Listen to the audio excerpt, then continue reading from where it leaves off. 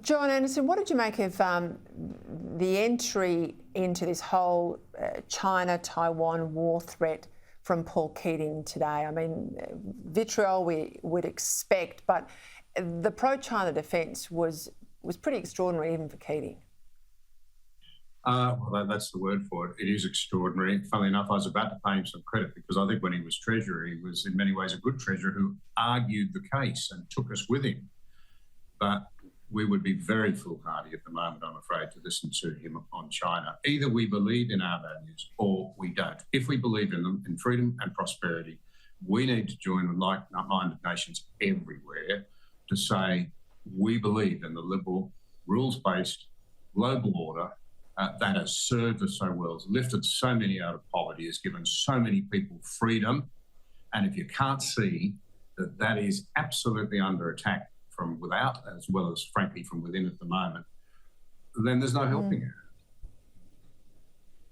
John Roscoe, I want to go to this European migrant crisis. We know we've got 8 million people displaced out of Ukraine, fair enough.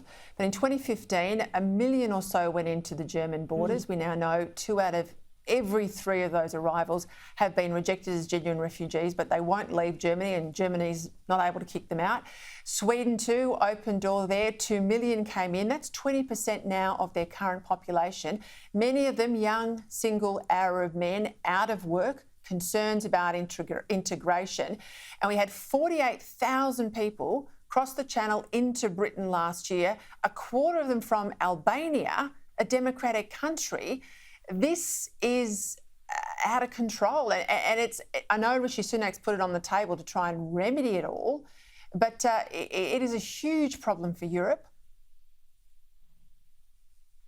And John Howard and Tony Abbott got this right. If we're going to allow migrants who are coming to Australia for economic reasons, then we're going to be denying spots to real refugees. That's what's happening to the UK. You're right. The UK government has described Albania as a safe and prosperous country, yet something like 15% of those claiming asylum into the UK are Albanian, and something like 80% of them are men. The rest of the world is facing what we have faced in Australia, and what over time, after the opposition of the Labor Party, Australia has been able to secure borders, maintain support for our asylum seeker intake.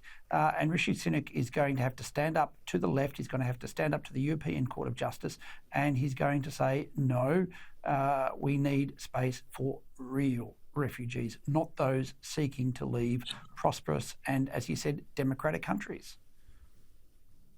I've got to leave it there, gentlemen. John Roscombe, John Anderson, thank you as always.